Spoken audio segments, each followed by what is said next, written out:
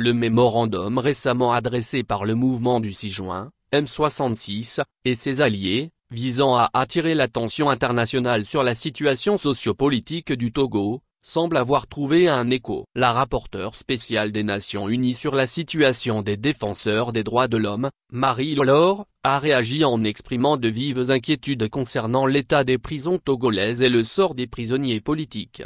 J'ai reçu des rapports préoccupants faisant état de prisons surpeuplées et de conditions déplorables, a-t-elle déclaré dans un message publié sur les réseaux sociaux.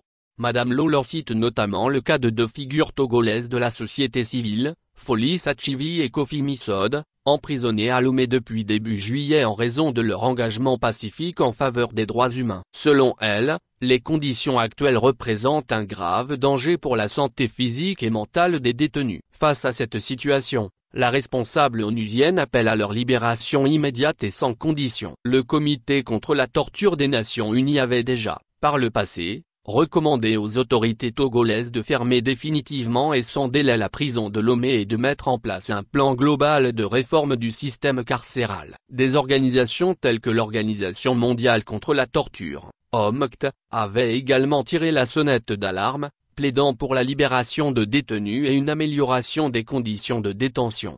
Marie Lolor suit régulièrement la situation des prisonniers politiques au Togo. Elle avait déjà réagi récemment à la grève de la faim entamée par Abdelaziz Goma, détenu depuis 2018, dénonçant les conditions de détention et les violations des droits humains dans le pays.